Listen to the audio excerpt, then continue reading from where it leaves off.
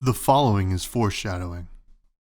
A-Pud. Fresh and Buds now. Fresh and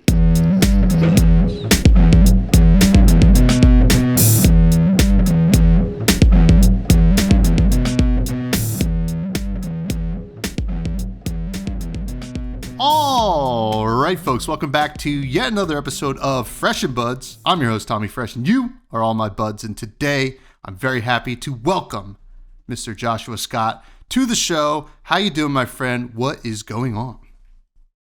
Hey, doing all right. You know, just sort of got back from London, had some fun over Easter. Started up playing D&D again as a player, so things are looking good. And of course, working for LSS. Yeah, we'll get to that, but I want to know about your character in D&D, actually. Well, I haven't played D&D for quite some time. I used to play, high school friends and whatnot as a DM, and I was a forever DM because nobody else wanted to run the games and organize things. Checks out. So I always had these like crazy character ideas for like what was one I was considering was like a bard that was like a showman wrestler, and it was just like full on grapple techniques and like wanted to be the best in the world kind of thing.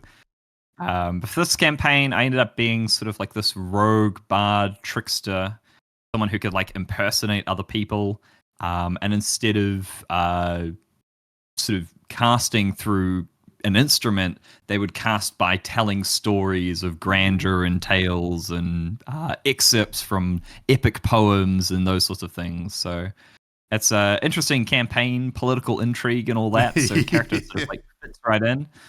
And yeah, looking forward to it. Always love D&D. Yeah, that does sound fun. I mean, listen, as a content creator, I know what it's like to be a trickster who spins yarns sometimes. You know, try to convince the listener that I'm smarter than I am, and nobody buys it. But we got a great show for you all this week. We have Josh on the show. I want to get to know him, talk about some rules.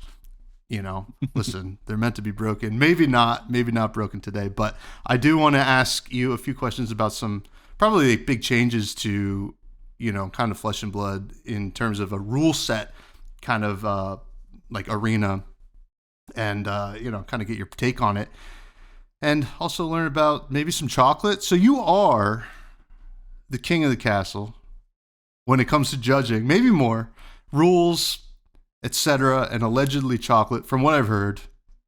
I want to start from the beginning, though.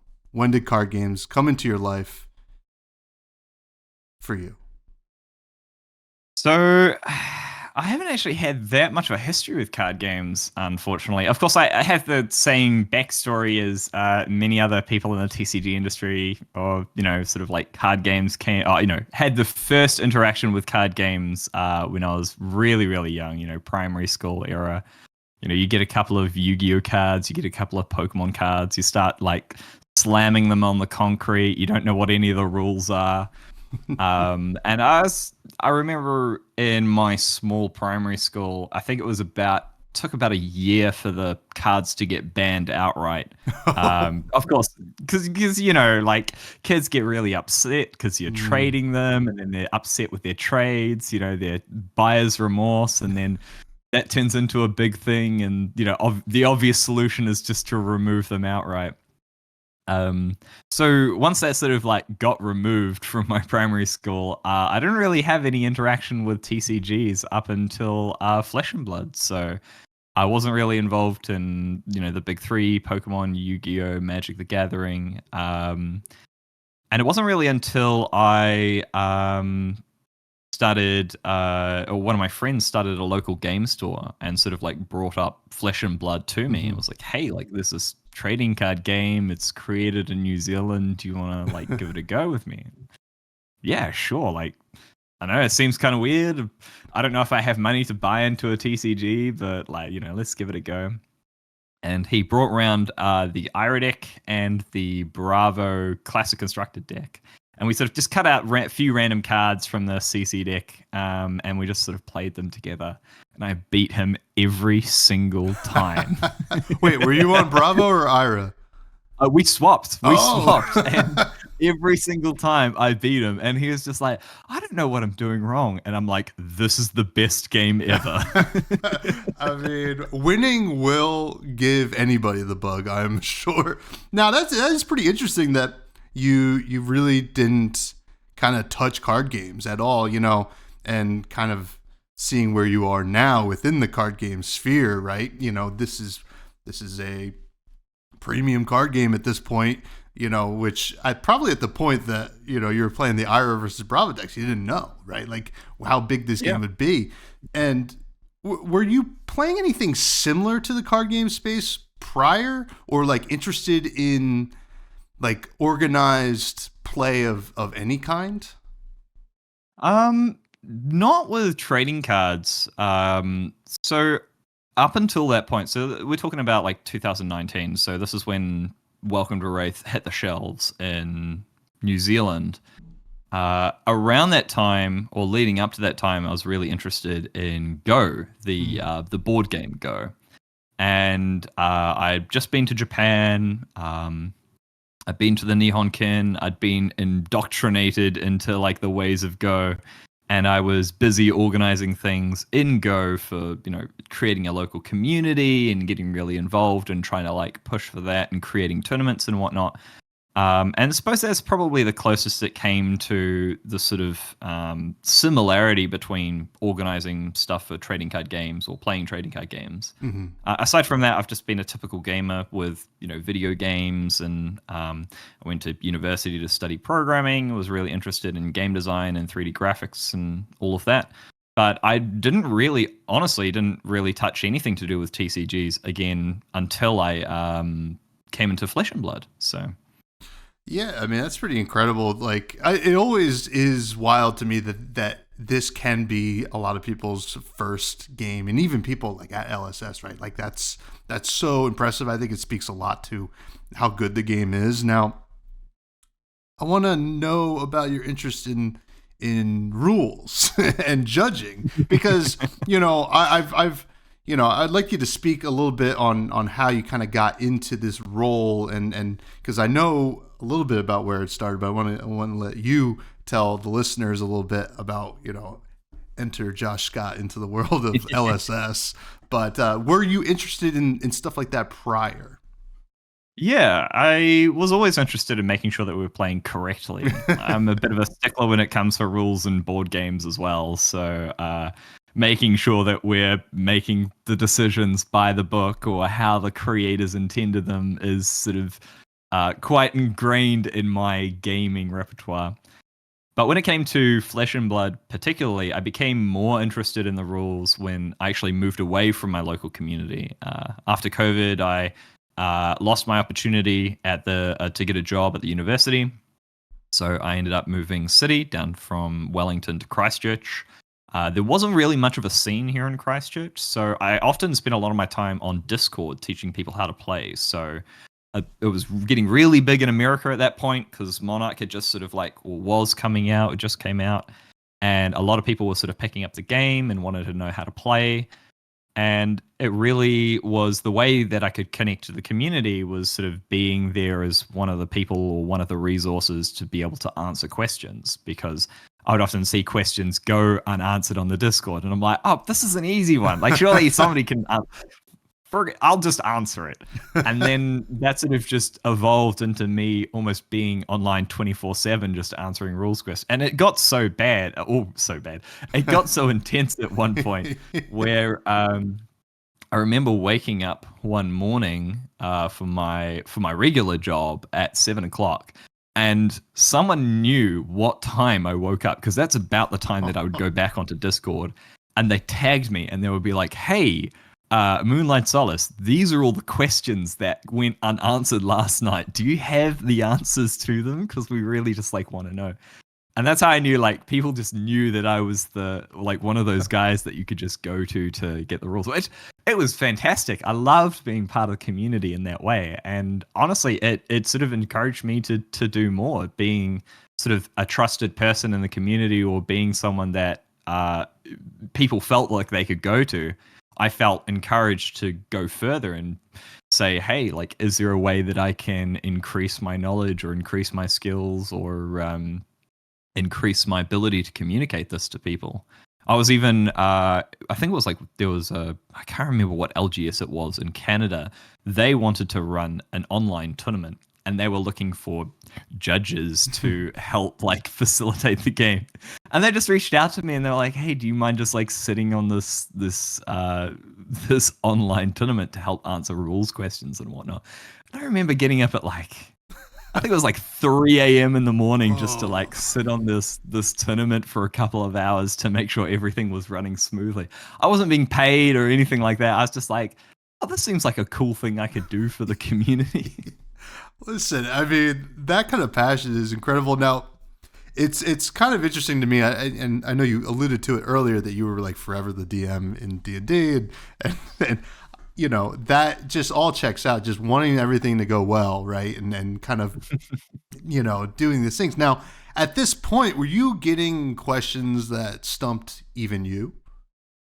Yeah, definitely. There were a few questions that we had regarding things like, I'm trying to remember what exactly they were. Stuff like, does the weapon actually move onto the combat chain when you attack with it? Or can you activate energy potion while it's still on the stack? And just a couple of like really small intricacies that don't matter in like 99.9% of the game, but were just, as a stickler for the rules, really irked me because I just really wanted to know what the proper answer was. Because I assumed that there was a right way to go about it, but it wasn't communicated in the Hero's Handbook, which was the rule book at the time. And it wasn't clearly communicated in the comprehensive rules, the version 1.0 that came out like a month after Monarch. And that sort of led me down this rabbit hole of collecting these questions. And I mean, that eventually did land me this job, collecting these questions and asking them to James. Because what happened was I was interested in being a judge. Like I'd heard that like there was rumors of this judge program being created or that you could be certified as a judge. And I had no idea what that means except for, hey, people listen to you if you tell them what the rules are. And I was like, yeah, that's right up my alley. So I was interested and I reached out to somebody who knew somebody at LSS and they were like, hey, we got this calling coming up in Auckland. Why don't you come up and be one of the community judges? I'm like, cool, yeah, sure, let's do it. I went up there, paid for my own flights. I assumed it was just a volunteer role, so I wasn't even expecting to get paid for my work over the weekend. Like, that's how naive I was about judging. It was just like, oh, this is just something you do for free because you're a kind person. And went up there and learnt a lot about like taking judge calls and organized play. And eventually I ran into Jason Chung, one of the lead developers. And I was like, hey, like, look, I got this bunch of questions that I just can't find the answers to in like the Hero's Handbook or anything like that. Do you mind if we like sit down and just like talk about them? And he starts like looking over them and he's like, yeah, let's get James in on this. He'd love to be part of this convo. And I'm like, this is going to be crazy. Like I'm meeting with the creator of the game, I'm talking with Jason. We sit down and we talk for 3.5 hours about these questions. Oh like we're just going over one. I'd ask them a question like, hey, like how does this meant to work? And they'd be like, yeah, that's a really good question. Jason, how do you think that works? And they'd be back and forth and we'd discuss it. And at the end, like, you know, the venue's sort of like closing down, all the LSS people are sort of gathering around ready to like head off and whatnot. And we sort of finish up the conversation. I'm like, yeah, thank you, James. This is amazing. I really appreciate your answers. I can't wait to share this with the community. And he's just like, yeah. How much do you like your current job? And that was it. That was the lead into to getting the position. Like I just certainly wasn't expecting it at first, but it sort of made sense that they were looking for somebody to take care of specifically the rules, and I just happened to be at the right place at the right time.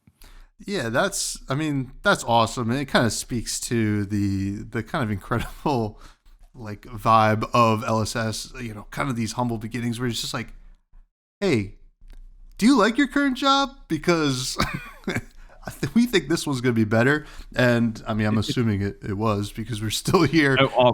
It was way better. This is by far the best job I have ever had. Oh, that's awesome. And, you know, I do really enjoy your kind of approach to like the idea of judging, right? You know, like even just listening to you right now, just saying, you know, this is be a cool thing for the community. Like you thought it was gonna be free, and like, you know, all this stuff, and I've played other card games, and no shade to the judges in other card games, but it could be definitely a definitively different vibe, right? Than a lot of flesh and blood judging, and it's one of my favorite thing about flesh and blood judging because, you know, I've heard it mentioned plenty of times where, you know, the idea here is to have good games and people have fun, and it's fair, and that is, I think, really what makes the organized play, or even at the casual play, just feel so much better. So I applaud you guys for it. Now, I also, you know, you talking about things like where the weapon goes on the combat chain, you know, at that point, right? You know, I think like even now, I think it was, I don't remember what stream it was. It was like a celebrational stream where even the devs were talking about, oh, do you block sideways or up front or whatever? So, you know, it's kind of funny that even, you know, all these things that seem second nature to a lot of us, that sometimes it's just, you know, there's no definitive answer sometimes, but maybe eventually there will be. Now, I do got to ask, during development though, at what point do you enter the conversation, right? In terms of discussions about interactions, potential changes based on what the devs have presented. How's that process go for you? Honestly, I'm involved usually right from the start. So James is a core person in the design of like new sets and new cards and everything. He'll do his job as CEO through 9 to 5, and then he basically works late into the night coming up with new card ideas. And that's usually when I receive these messages of unhinged card ideas asking if certain mechanics work the way he wants them to work. Or I remember there's one particularly unhinged card. I can't remember. I think it's been shelved now, but he sent me this ridiculous card at like 2 a.m. in the morning, and for whatever reason, I was still up. And I looked at the card, and I looked at like the text of it, and I was thinking, yeah, this can wait till morning. I do not have the brain power for this. But I'm definitely involved right from the get-go. It's really important to make sure that we don't waste any time chasing down ideas that either won't work or need adjustments before, you know, playtests start to happen. Especially with the design team, like that really early on iteration of certain sets and whatnot, it's really important to make sure that we nail down specific mechanics, or like even just the path that we want to go with for specific interactions. But yeah, from the get-go, I'm involved, and then I'm involved with the development team as well. So they'll play hundreds and hundreds of games, and I'll answer questions. And then when the development hands off to me to do text proofing and whatnot, I'm involved in making sure that the text and the syntax is correct. And then I'm involved with the translators as well to make sure that they understand specific mechanics and specific language, especially because the syntax in FAB is very, very, not rigid, but there's a very set style to the syntax, and it has a very specific meaning the way we do things. So making sure the translators understand that is also part of my job as well. So basically, from the very beginning to like when the cards get printed, I'm involved usually somewhere along those lines. But the most intense part of that is definitely the handoff between development and putting in the text on the actual cards.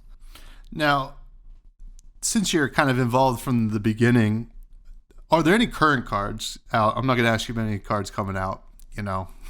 I don't know what you can say, but any cards that are printed currently that we all know and we all love, that you saw kind of from the beginning and you were like, this is going to be something like really cool. This is going to be really, you know, interesting. This mechanic is going to be going to cause a lot of headaches or something like that. Although it makes sense, but it might be a lot of, you know, judges' calls or something like that. I remember the Transcend cards being particularly frightening at first. When they got explained to me during design, I was like, oh, so they're like flip cards. But wait, what do you mean you want to like put them back into your hand flipped? Like, you realize that means that they go into your deck flipped as well, right? And that's like against what we had established flip cards to be able to do, because when they move into a zone outside the arena, you flip them back to their front face again. Mm-hmm. And like, okay, so this is gonna be like a new challenge, a new way. And of course, we always explore ideas to, reduce the logistics, reduce like the pain with policy, the judge calls that we know are going to happen, and we entertained the idea of things like, oh, what if you just create a card in your hand, or create a chi in your hand, or like what if you do flip it, or what if you just gain those resources from transcending. And all of the ideas had certain problems with them, and it came from all sorts of things, like the logistics of like how we actually package those cards into packs, how many token slots we have, the judge calls, like the potential mishaps with players like swapping cards in and out, and deck check errors, and eventually it sort of culminated in what you guys see today. And that went through a lot of rigorous discussion, but the very first iteration of it, I was scratching my head all day. I was just like thinking about it, just being like, oh my god, like how am I gonna make this work?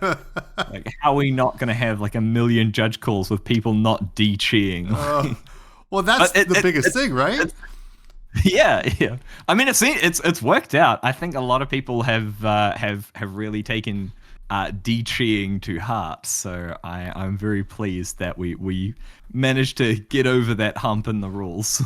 Well, that's kind of an interesting, rule thing, because it kind of went into the marketing of the product as well. Like, I mean, I remember just like social media just be like, don't forget the DG. Don't forget the DG. Yeah. So like that's kind of funny. Like two different departments coming together, for the greater goods of transcending. Now, you're happy with it though. Would you want to revisit something similar to Transcend from a rules perspective in the future? Not saying we're going to, because I think we're all like a little burnt from Bartholomew right now after two just left. I learned very early on that I should just stay away from game design as far as possible. I think coming up with card ideas, it's certainly not my forte. James and the design team have a far more imaginative mind than myself when it comes to stretching these rules and whatnot. I mean, if it were up to me, I would simplify everything. I'd make everything neat and tidy and in a nice little box within the rules. But that's not what the players are here for. They're here to explore, new exciting ideas. They want to see where like the sets can go, what the cards can do. So I feel quite comfortable in my role, just sort of, taking on these design decisions or these design concepts and trying to make them a reality, rather than trying to design any cards myself. That's fair. That's fair. Now, we are approaching another somewhat of a change, right? I think people have already been doing this in the game, but now it's on cards, right? And it's tapping. Tapping is a mechanic that we've seen. I don't even know if it's really a mechanic. It's just something you do with your cards. But we've seen it in other games, obviously, notably Magic the Gathering. Tapping was, kind of the OG in that sense. How did that conversation go from your perspective? Because in a lot of ways, you just mentioned you would like everything simplified. This is kind of moving towards that. Yeah, tapping's really interesting. When I first saw it, I was a little concerned about how things would change, like whether or not we would go back and, errata cards or, make sort of, changes in that line. But I came to realize that tapping is an interesting new mechanic to FAB, and it doesn't actually replace any existing mechanics. It does streamline a few things moving forward. Like, I don't play Magic the Gathering. I'm very familiar with the rules of Magic the Gathering. I've said before that I've read the rules a few times. Great read, by the way. The comprehensive rules of Magic the Gathering. Fantastic read for anybody wanting to learn more about their game. I'll But pass. it was pretty easy to like get the basics of it because it's a very simple way of like managing how often you can activate something, or it's not even so much that as like tapping or like being tapped or untapped is sort of like a once per turn resource on each card. And it just gives you other ways to explore extracting resources from other cards to be able to use, abilities on the given card or something like that. And that's something that you can't achieve with something like a once per turn activate this. But at the same time, it doesn't really replace the once per turn activation because if you have two abilities with once per turn activation, you can activate both of them, as opposed to if you substitute it out with tapping, you would only be able to activate one of those per turn. So they're two very similar mechanics, but they operate in fundamentally different ways.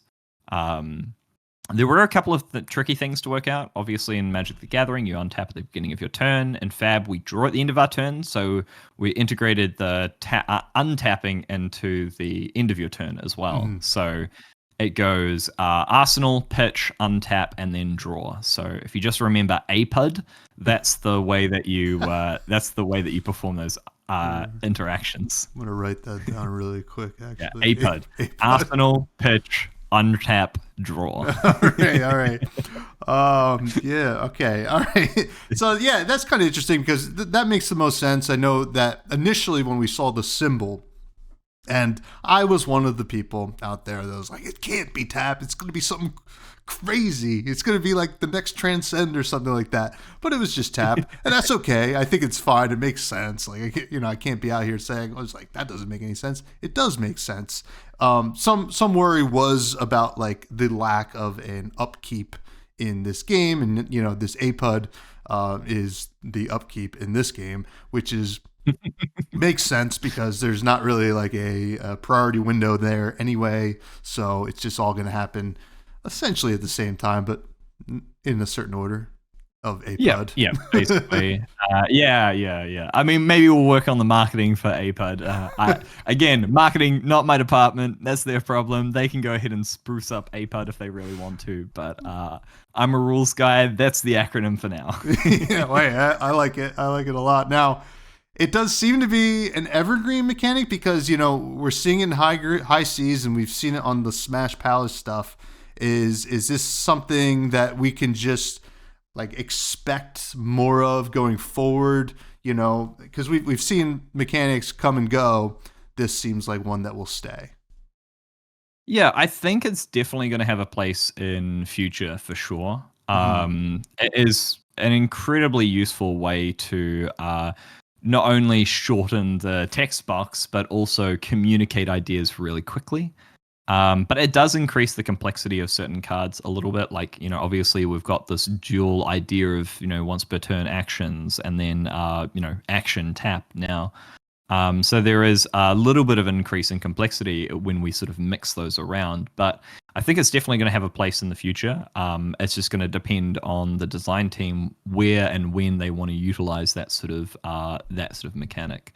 And like I said, it's definitely not going to replace per turn limits on activated abilities. Like I believe that we've already seen in high seas, per turn activated abilities being used on certain cards as well.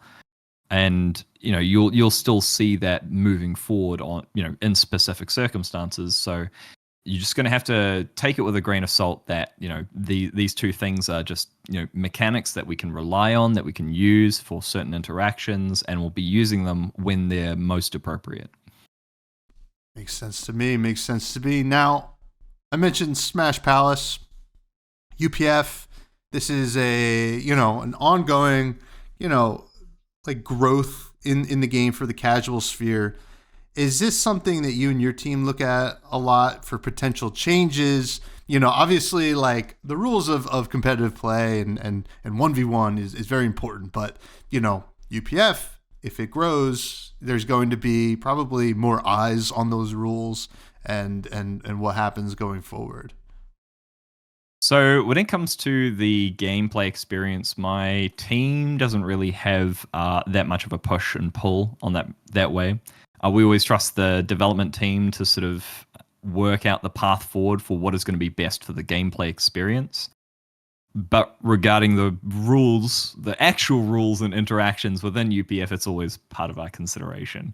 We're always considering, what if you're in a UPF game with Yorick, Shiana, Taylor, and Bravo, and like, what if these cards happen to be on the table and this person plays this and this person chooses this mode? Like, what happens? Like, when we're looking at the rules, we always try to stress test these interactions, and the topic of Shiana, Yorick, and Taylor always seem to come up in those conversations.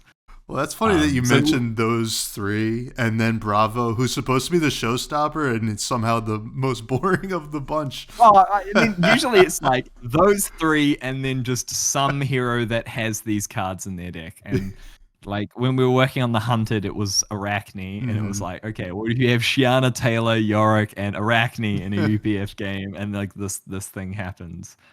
It's do you know that that meme of like from Harry Potter, and it's like the professor is like, when there's always trouble, why is it always you three? It always feels like it's those three heroes that like really dig in. It's just like, oh my god, like, have we considered this particular case? Yeah. I mean, they are fun, but I can imagine it can be difficult. Now, speaking of fun, Mr. Scott, we have to do the fresh faves. What are the fresh faves, you may ask? Well, there's some of your favorite cards in the game, and I got to know them right now. Who's your favorite hero? Right now, my favorite hero is Teklevossen. Specifically, Professor Teklevossen from the round the table box. I have had so much fun with that hero. It is just so rewarding to be able to play the Soul Steel Evos from with just like one blue. And I love almost like the narrative of just being able to be like, you know, you're defending, you're like slowly building up, you're on the back foot, like maybe you're at like 3 life or something like that, or you know, you're 10 life, you need to keep your full grip, you take all the damage, and then all of a sudden singularity. And it's like all comes to this fulmination, like this full contraption, everything gets sucked in, even yourself, like your hero itself gets sucked into the soul of the Necropotent. And then as the Necropotent, you'll be like, all right, the time is nigh. Your end is inevitable. It's just absolutely unforgiving, and I love it. I love it so much. Yeah, I mean, the Professor Teklevossen is such a cool, unique kind of spin on it, too. I know Gary out there, Bud Gary, is actually probably jumping in his chair right now because he's always singing Professor Teklevossen's praises now. and actually, you know, that's actually brings up a cool question. The soul, the soul in this game, like, you know, do you like where like that anything can be the soul, or, you know, like anything that's underneath? I do actually. I think when we were talking about, I'm trying to remember, the Levia card, Levia card, sorry, proper pronunciation, Levia. The card that you have in your inventory, the Blasphemous Levia Consumed or Levia Redeemed. And we were talking about the idea of, okay, well, if you transform into this card, your hero card actually becomes, you know, goes into your soul. And there was a lot of debate within LSS about whether or not we should allow that. Like, is that thematically appropriate? Does it actually cause any conflict? And I think we all sort of came around to the idea that it actually kind of, you know, gives you a lot more sense of like, you're becoming something more and your former self is still there. So, you know, still there somewhere underneath like what your hero has become. And I think there's a lot of avenue to continue exploring that outside of Light Heroes. And I'll preface this: I'm not a designer. I have no inclination or any influence over what comes out. I'm just saying that as a player, there's a really cool aspect of lore and like interactions and whatnot where outside of light heroes, you can have things in your soul. And with the Necropotent specifically, I think that there's nothing more thematic than basically your equipment and whatnot being part of your soul, like, basically, your essence, your being, as well as your hero, and then essentially discarding your humanity, discarding your hero away to be able to attack with this Necropotent until it becomes a husk of its former self. And it's like, and that's why I love it. That's why I love Teklevossen. I love that play pattern of like, you're building up, you're becoming something bigger than yourself. You're becoming something more than human. And then all of a sudden you become this thing, and then you start to discard everything you've worked for, all of your evos, your equipment, your soul, in order to bring down your opponent. And it's like, that's like a story within every game, and I love it. Yeah, it's a flavor win, and I'll be interested to see what else we get, exploring that soul stuff too, because it is neat. It is neat, and like, initially I think when I think Leviah was the first to kind of have a soul that wasn't a light hero. Yes. I mean, I might be getting my order mixed up, but I believe it was. Pretty sure it was. DTD into Evo, was it? Yeah. Bright Lights was after. That, was really, really... Is it behind you? I've got all the boxes behind me in order, so... But yeah, that was like, at first you're like, oh, okay, that makes sense. And then, kind of the exploration of it, going forward has been pretty interesting. Now, back to the fresh faves, though.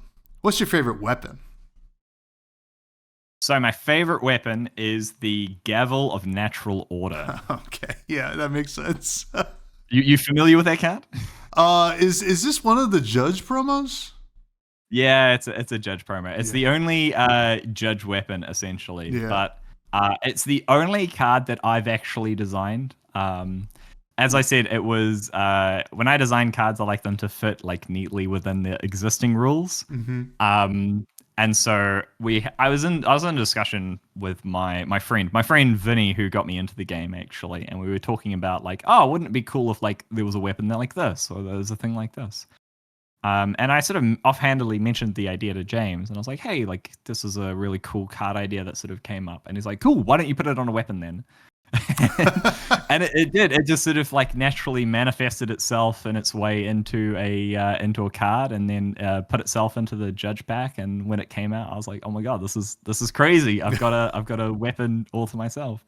And what's even crazy is that it has a keyword that's not used on any other card currently printed, which is pairs with an offhand. And it was an addition that we sort of discussed when we were like printing out the card, and we're like, what if you like limit this to only being paired if you have that offhand? So, something like a proclamation is what you would typically use with an adjudicator. So I'm very proud that the one card that I have has a one-off keyword at this point in time. So it's very near and dear to my heart. That makes sense to me. That's a great answer. What's your favorite equipment? My favorite equipment outside of the Evos, because they probably don't count. Yeah. If we're talking arena card, my favorite equipment arena card would probably be Civic Steps. Ooh. I really like the idea of Civic Steps because it explores this sort of interaction or this dynamic where it's not just let's pump up the numbers, or let's create something that is worthwhile, or like let's create something that is going to, people are going to prefer over like their second, their previous base equipment or whatever. It's really interesting as a card because it is matchup dependent, and it takes a lot of skill to be able to use to be able to get the best benefit out of it. There are a lot of cases where you don't want to be able to give your opponent a quicken under any circumstance. So you're like, okay, well, we're definitely not running Civic Steps in this matchup. And then in other cases, you're like, okay, I'm going to run Civic Steps because I want to be able to like block out some cards. I have to be able to pick my moments because I need to be able to fully utilize the defense, like, make sure that I'm not blocking like a 1 with a 2. I want to make sure that whatever they get with their Quicken, they're going to either use it immediately or on their next turn, they're just going to waste it because they've got Go Again anyway. Mm-hmm. And I think that's a really cool design space to explore because it allows you to push a whole bunch of different boundaries, allows you to push cards in different directions because you've got this two-pronged balance of like, it's only good in certain matchups, or it's only, it would only be sensible to run it in certain matchups. And then on top of that, there's a certain skill element to when and how you use it, rather than just being like, oh, this is a bonkers card, I'll always play this when it's in my hand, or I'll always use this when I get the opportunity. So definitely my favorite, most interesting equipment that I've found. It is a good one, and I always when my opponent blocks with it, I'm like, I'm gonna make use of it next turn, and then I don't, and it is what it is. Now, that's actually 2 round the table cards you've named so far. What's your favorite card you throw in your deck, and is it from round the table? No, my favorite deck card is Pummel. Okay. just outright Pummel.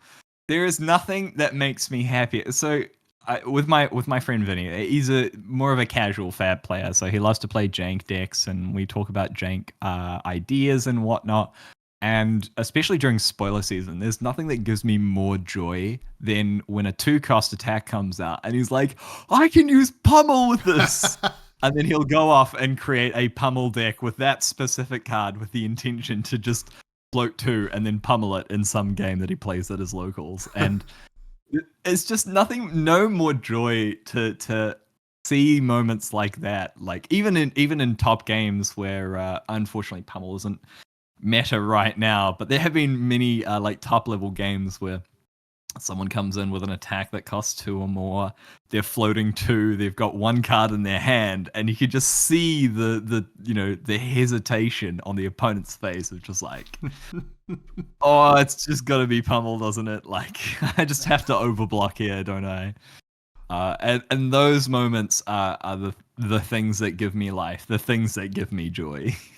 Yeah, I mean, Pummel, I wouldn't say it's necessarily not meta. I got CNC pummeled 2 times in a row last night, unfortunately. But I think maybe it's on its way back. But I love Pummel for the sole existence that I never play it, but I play a lot of 2-cost attacks, and I love floating the 2 just to make them think. That's just yes, get those mind games. I love that too as well. Just like you don't even have Pummel in your deck, you float 2 after attacking with a 2-cost card, and it's just 1 card in hand. Your plan is to arsenal that card regardless. Yeah. And even if you do, they're always going to think, like, regardless of what they do, that is still a Pummel just in their brain. Oh, yeah. I mean, because I play a lot of Riptide, I love sending it like a card, and then like while the attack is like, resolving, I activate Trench just to get that extra resource to make him think even more. Why is he doing it now? So that's good fun. This is a lot of fun. Outstanding. I love it. And it never comes. That Pummel never comes. But one day, maybe. But yeah, one day. Now, if you were in the world of Wraith, Mr. Scott, what class and talent would you be? I think the obvious answer would probably be an adjudicator, but to be honest, I think I probably more identify with mechanologist than anything. Like, adjudicator, sure, emphasizing, like, enforcing the rules and whatnot, but I think I see myself more as sort of like a tinkerer than anything, like exploring new ideas, trying new things out, trying to make things work. And I think that's sort of like along the mechanologist lore of like, exploring new technologies and like ramshackling things together to make sure that, you achieve your goal. And mechanologist is a class, but unfortunately there is no talent that identifies with that particular region. either. So I would say mechanologist, then people would get angry at me for saying, oh, wait, no, mechanologist isn't meant to be a talent. Or is it? And we don't know. Who knows? It's a super state of class and talent, and it only conforms to one when you collapse the waveform. I think in terms of talents, I think the easy answer is probably light.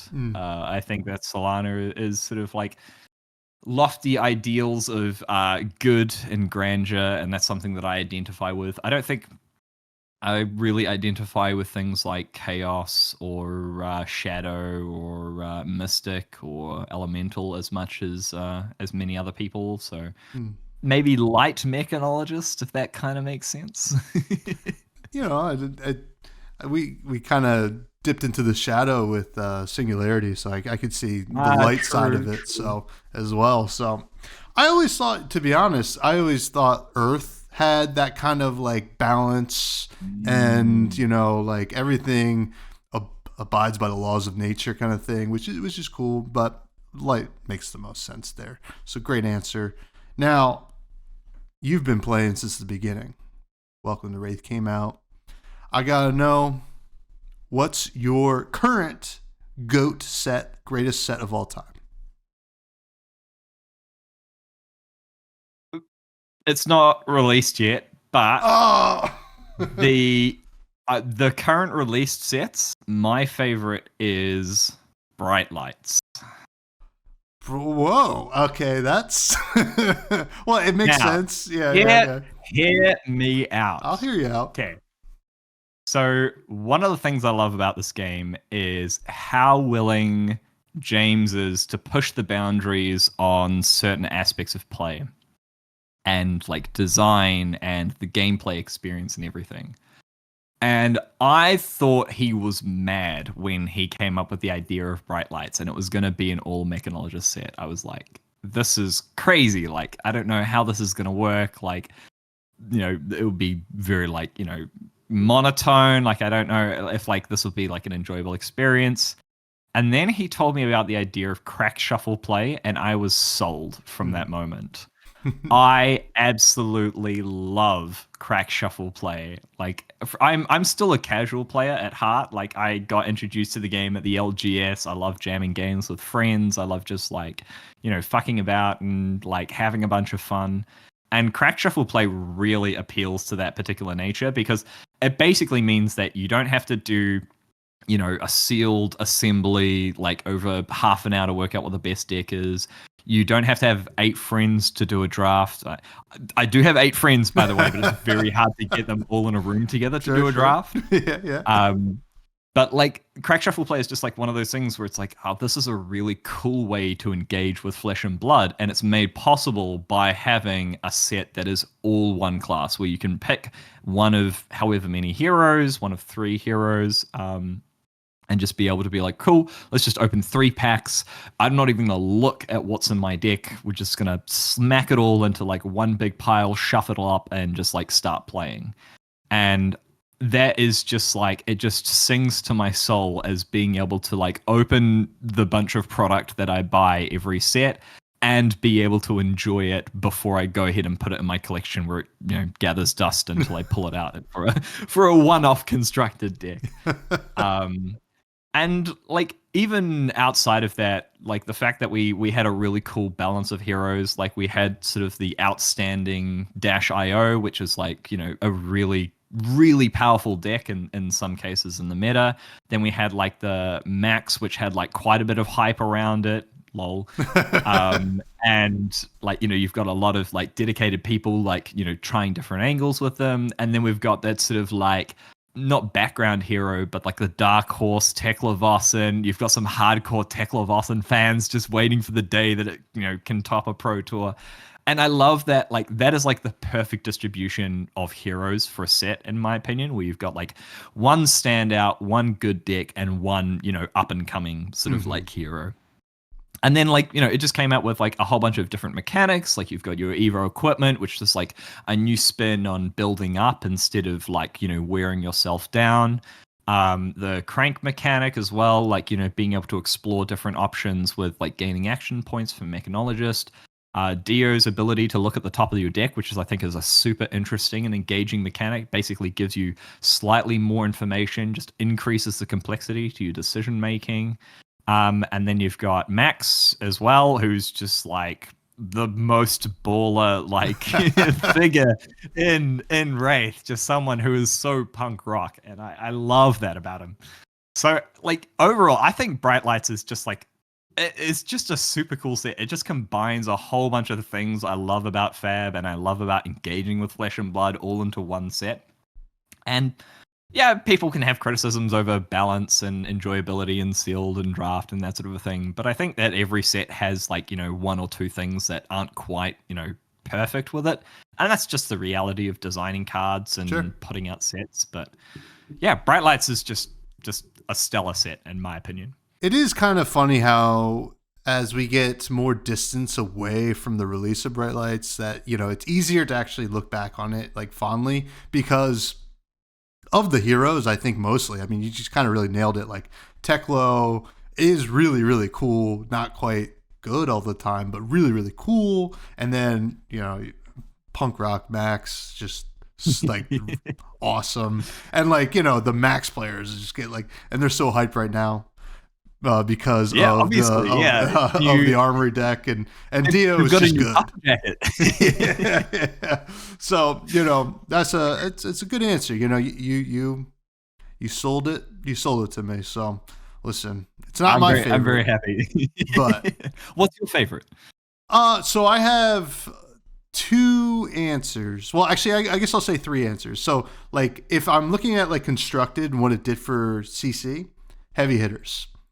I loved like hatchets being playable and brutes running around. That's just like, it was a lot of fun. Limited, I really think Rosetta was, I think, a really stellar limited set. It was a lot of fun. And then like aesthetics wise, Outsiders, for sure, because grungy Riptide. I mean, I love Riptide, and just like these outlaw kind of ideas here is like this underground, like mafioso kind of thing going on was really, really, really spoke to me. And yeah, but it might not be out yet either. It might be the same answer as you. It's like a set that's not out yet. Who knows? Well, I mean, there's plenty more sets to come down the line, and I'm sure that your favorites don't have to stay favorites forever, right? That's true. That's true. I am hyped for High Seas though, so that's gonna be a lot of fun. Now, we do have some listener questions, and these come from the Buds Discord. Free for anybody to join. The show notes below if you'd like to join. For anybody, the first one comes from Mr. Viz, aka Gary, who I mentioned before, who asks, "Have you ever been to Philly? And what are you looking forward to most about Worlds this year?" So I haven't been to Philly. I am looking forward to it. The most important thing to me whenever I'm traveling is definitely the people. I don't get out of New Zealand very often for obvious reasons. We're halfway across the world, so it makes it very difficult to get flights in and out, and find time to do that travel. Like going to London, I think it took me like 36 hours to get there from my house. So. It takes up a significant portion of my time to get to these events, but when I get to catch up with all these people who are in the community, who I talk to online, and able to like sit down, share dinners with them, share moments at the events with them, that is like the most important thing to me, and the thing that I always look forward to. And while it's unfortunate that like not everyone that I know or enjoy the company of can attend every event, as much as I would like to just be able to fly them all out there. It is great to just see the people that do turn up and do engage and do have a great time. Like I said, I really enjoy other people having great times as well. So like going to these events and seeing people, even the people that I don't know, just having an absolute blast is the most important thing the thing that I look forward to most when I travel to these events. Awesome. Philly specifically though. I don't really know all that much about Philadelphia. I know that there's two things on my bucket list for Philadelphia, and that is the Rocky Steps Sure. and eating an authentic Philly cheesesteak. I think those are the two things on my bucket list, so I'm sure that we'll get them done. Those are easy. Those are easy to do. I'm a big fan of gyms on South Street. I know Angelo's is really popular right now, but there's going to be tons of people telling you which place to go to for a cheesesteak. And there's only one Rocky Steps, so that one's pretty easy. That'll be pretty easy. Oh, no, you don't want to go to the one on South Side. You want to go to the one in the So very exciting. I'm very excited for Philly.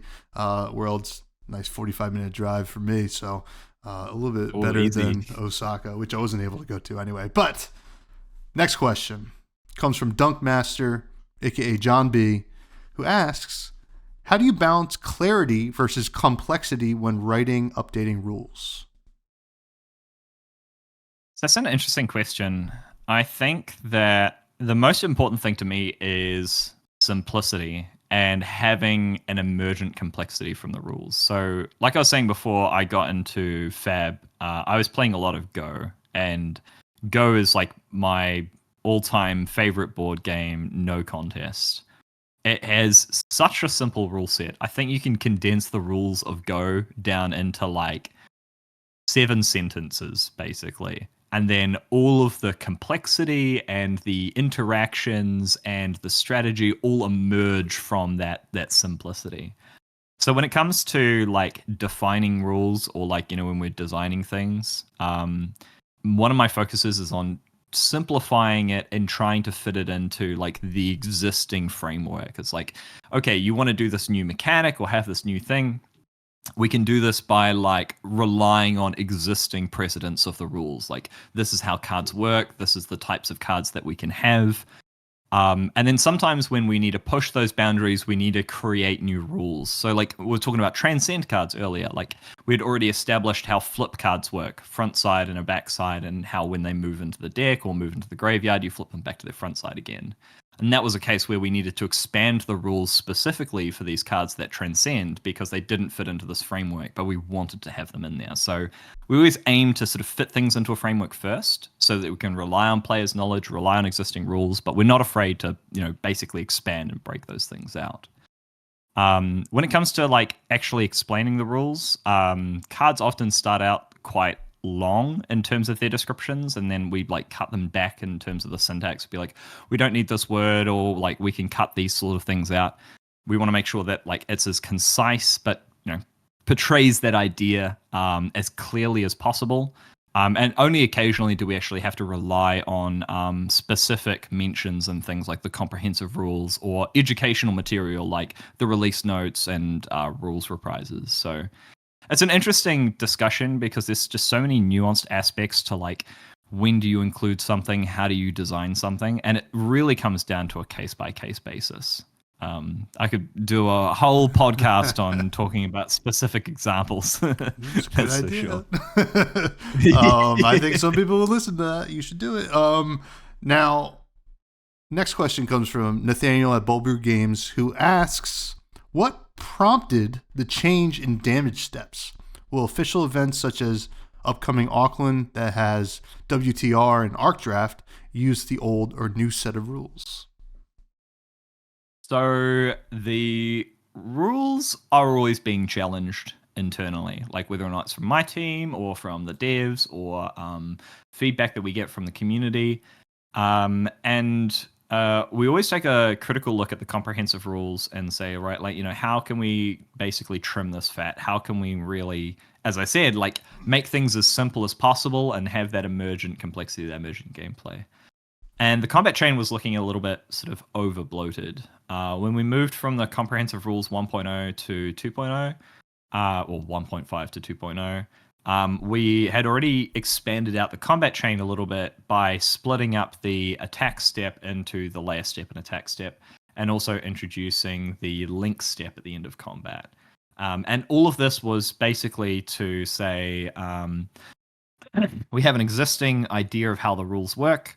We need to be able to communicate this effectively within the comprehensive rules, so we're going to introduce some new steps to be able to do that. And then later on down the line, we sort of realized that we could actually cut out one of those steps by introducing priority into the damage step, moving things forward, moving some things back, which effectively maintains the vast majority of interactions in the game as is. Like I said so in the rules report, the back of the article that details the change, that the only significant changes are to electromagnetic somersault, and then like a couple of other minor interactions with things like new and a few other cards that specifically mention chain link resolution. But in short, the idea was, we got challenged on the idea that, the combat chain was bloated. We looked for a solution. And then we decided that we could make that with minimal changes to how players actually interact with the game. And we're hoping that we don't have to make these changes very often because we don't want to confuse players. But at the same time, when we can cut this fat down and we can make things more clear and more concise and shorter and easy to understand, that's a path that we always very seriously consider it, because it's so much easier to bring on new players and to educate people when we have a smaller set of things to be able to teach them. What was the second part of the question again? Sorry. In regards to official events that revisit things like upcoming Auckland that has WTR and Arc Draft, will they use the old set of rules or the new set? So they'll use the old set. They'll still use the new set of rules for things like damage step and any erratas and changes to things like that. That's going to be all very much like how the rules work, how the interactions work. Specifically for the tournament rules for how we operate in draft or in limited for WT and Arc, I believe that we will be using the old rules. Which essentially means that it will be 6-pack sealed, no limit on deck size, because I believe that it was balanced specifically for those ideas. So I don't believe that those are going to be changed for upcoming Auckland events, for example. I could be wrong. Always check the event details on the event page. Contact the tournament organizer if you need further clarifications. But it's my understanding that we will be using the old limited rules for those formats. Cool. Next question comes from Jesse Harper, aka the Orc Knight, who was on the show last week. From heavy hitters forward, what cards gave you fractal replication level headaches when trying to get them to behave in the game as their designs were intended? So we've already talked about some of the mechanics, but specific cards. The 3 cards that come to mind were all from the Hunted, and that was Graphene, Chelicera, Kiss of Death, and Take Up Mantle. Those cards kicked my ass. They were so hard to figure out exactly what we were going to do with them. Because they're very, very simple ideas on the offset, which is like Graphene Chelicera. It's a token weapon. It's a weapon that can be created into your weapon zone. Kiss of Death. It's an attack action card. It has the subtype Dagger. Take Up the Mantle. Your attack becomes a copy of a card in the graveyard. And it's like, okay, those seem pretty simple, or at least, how you say, innocent from the outset. Oh my friggin' god. They were just... the cards didn't even change all that much either. I'm pretty sure there were a few small alterations to the wording, but the core ideas basically persevered all the way through from design. But throughout that entire thing, we were just running through scenario and okay, what if we do this and flick this and copy that, and what if we apply this effect to it, and does this continue through? And we really had to make sure that we nailed what the comprehensive rules and the rules reprise and the release notes sort of said about these interactions, because we knew that these questions were going to come up in the community, and we needed to have answers for them.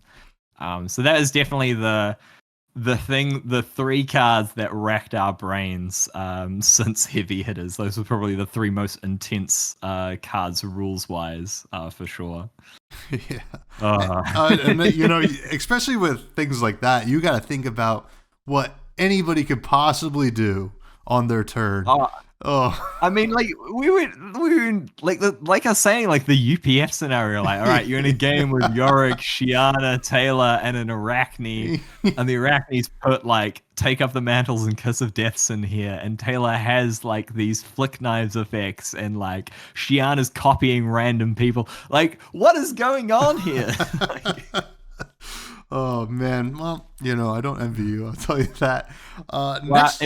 Oh, go ahead. Yeah, I will say, I love my job. Yeah. I love these sorts of things. I'm allowed to complain about them, but this is great. I love these things. And give me more, James. I'm ready to take on the next challenge. Yeah. Next question comes from Junior, who has a tapping question. Will players who tap their once per turn effects like Volzar still be able to turn them sideways when High Seas comes out? Will any old cards get a reprint with the tap symbol added?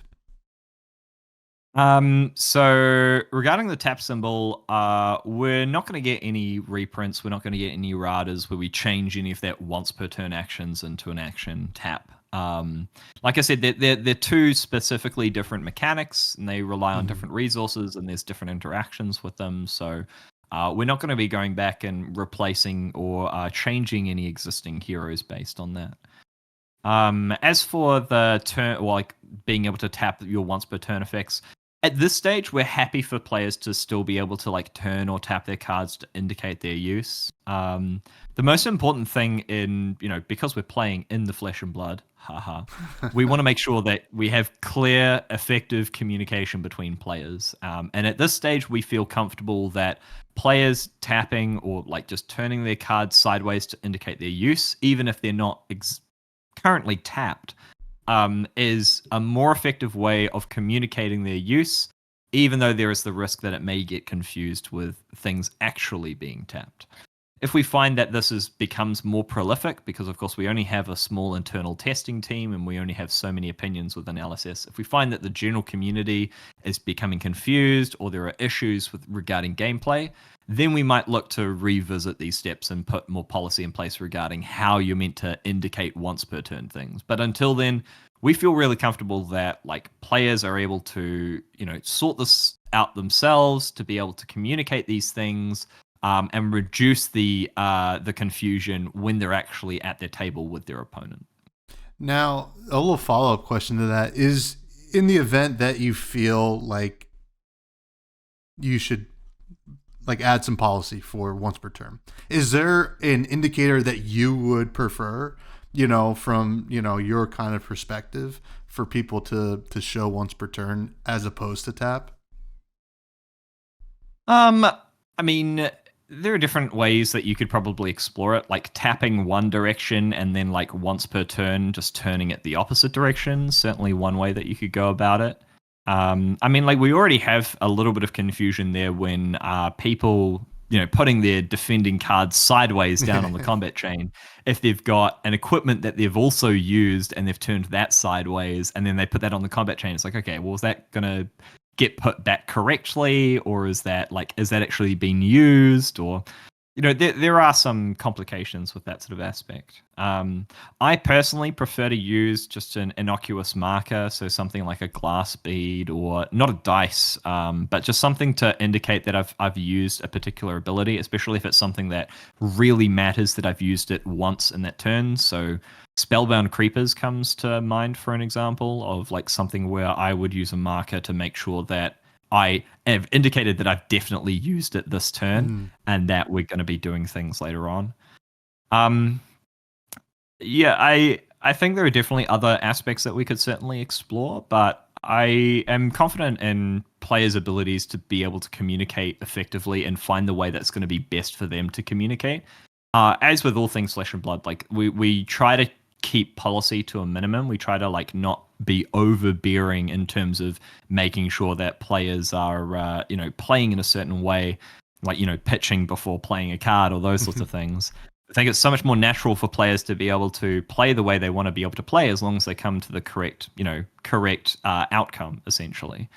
There are a few instances where we do sort of like put in policy in place just because, we're a little bit concerned about how players are communicating things. So, for example, making sure you put your equipment in the graveyard. Please, players, make sure that if you destroy your equipment, don't flip them over. Do not flip them over. Put them in the graveyard. So things like that. And that's sort of like where we say, okay, like there's been miscommunication. We're concerned about how this is going to affect tournament integrity and judge calls. This is a policy we're going to be putting in place. And we might do that for tapping later down the line, but at this stage we feel pretty confident about where the players are. Cool. And I will say, I've noticed less people flipping their equipment these days. They're a lot better about it. Isn't it great that players are listening? It's fantastic. Yeah. And it also means less judge calls as well, which I am always a fan of reducing those sorts of errors. Awesome. Next question comes from William Knuckles from the Table Pit, who asks, what FAB content do you consume, if any? So I listen to like 7 podcasts, maybe 8 podcasts, including Fresh and Buds. Wow. So thank you. Like and subscribe. Leave a comment down below.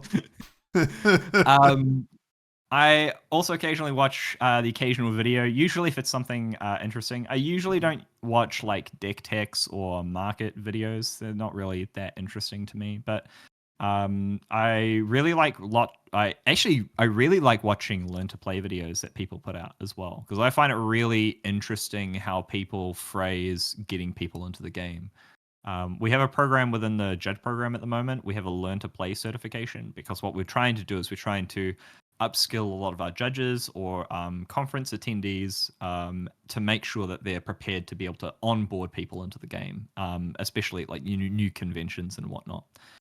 And so it's really interesting to me to learn how people view Flesh and Blood and how they go about teaching the game to people, being like, these are the most important aspects, or you should be focusing on this, or like, after you've played the Ira Learn to the Welcome deck, like this is the next step that you need to be able to take to progress to Blitz and then Classic Constructed. And I find it fascinating how they break things down or like phrase certain things or group ideas together to get that communication, get that idea across effectively. Aside from those sorts of videos, though, there are a couple of other ones as well. Like Gugeni and Tone put out a whole bunch of like really cool videos that I thought were really interesting. And then occasionally I just consume whatever people are saying on Discord or Blue Sky as well. I know I probably shouldn't, but yeah. Listen. I just like seeing what people say sometimes. Well, nobody can really say that LSS doesn't listen to the community because, I think you all, like in your own kind of ways, have your ear to the ground. So that's pretty cool. Now, last question comes from Capolo, who asks, has any mechanic changed in its conception due to being very hard for the rules? Most things get slight change, or some mechanics get shelved entirely until like the time is right. A couple of cases where like James will come up with an idea for a card or a mechanic or something, and they'll say like, oh, how would we go about doing this? How would we solve this particular situation? And then I'd usually present them with concepts of like, we can do it like this, and these are the consequences, these are the policy concerns or the rules concerns, and sometimes that means it gets into a product, sometimes it means it just gets shelved to be revisited another day. The one that comes to mind of like the most changed mechanic was probably Invocations and Dragons. And like there was some really weird constraints around where we wanted to go in terms of like what should have Phantasm on it, and like what should have the attack ability on it, and minimizing text box space, and making sure that we have Ash physically represented on the field. Like there were certain design constraints that were that we had to keep in mind when we were basically working out how logistically this would actually function within the rules. And I remember I think we deviated quite significantly from the original concept while keeping those constraints in mind. And I think this was like one of the first sets that I was working on full time for the rules for. and it was a real challenge to get to work, but we got there in the end. And like, you know, the iteration that we have at the moment, I'm very happy with. It ticks all the boxes that we were working under for, like making sure that we were, you know, minimizing text box space, putting Phantasm on the Ash instead of the Ash Wings, Invocation double-faced cards, and like the rules and policy surrounding that. Very happy with how that ended up. It was so different when it came across my desk, though. So that's definitely the thing that changed the most. Yeah. Well, I mean, to be honest, it was a little weird at first. I remember that period when Uprising was starting to get spoiled. You're like, oh, wait, how does this work? But as soon, I mean, people picked it up right away. So I guess mission accomplished there, right? So yeah, I mean, TCG players are very adaptable. You tell them how something works, and then they just play it how it works. And it's like, oh, okay, well, we probably didn't even need to put as much thought into it as we did, but I'm glad that it all worked out. Yeah, no, it's good. It's good. Probably better safe than sorry. But hey, Josh, this has been so much fun. Thank you so much. I really appreciate you coming on. You're a wealth of knowledge, and I'd love to have you back on. But if you have anything you'd like to plug, please plug it. You know, I know you have some fun Blue Sky posts, floating out there. Those are always fun to see. Yeah, you can find me on Blue Sky at jjscott.nz. I've been posting a little bit more recently, but we'll just see how it goes. I just keep it real on there, you know. Otherwise, I hang around in various Discords. Please don't DM me. I get way too many DMs from people asking specific rules questions. If you want to ask rules questions, though, I will plug there is a Judges of Wraith Discord as well. You can also learn to become a judge or learn about the judge process, judge.fabtcg.com. And yeah, if you guys are interested in becoming a judge, I'd highly recommend exploring that opportunity, because it's a great way to travel the world, see friends, and bring people together in the flesh and blood through the common language of playing great games. So. Ooh, you practiced that pitch, didn't you? Oh man. Yeah. I would recommend it for people who even just want to learn more about playing the game and learning the rules. And I think it's a great way to actually get better at the game, just have a better understanding of the rules. I know a lot of people who just took that test because they're like, well, I want to be better at the game. I need to know how this game works. Yeah, 100%. And like, we have a channel in the Judge Discord that specifically is Ask a Judge, which you can just create a thread with your question, and then judges just jump on it and will like do their best to basically help you out. And it's been really successful so far to like get that knowledge across and disseminate information, especially when it comes from sources that you feel like you can trust, which is like level 1, level 2 judges within the community. And usually any kind of like ambiguity and whatnot gets corrected pretty quickly. So yeah, I really appreciate people in the judge community who've put in the effort to help out everyone and help out each other. It's just a testament to the community of Flesh and Blood, and I'm looking forward to seeing that continue in the future. Amen, amen. And you can all continue to find me on Blue Sky at freshbudspod. Check out the Buds Discord. It's a great place to hang out.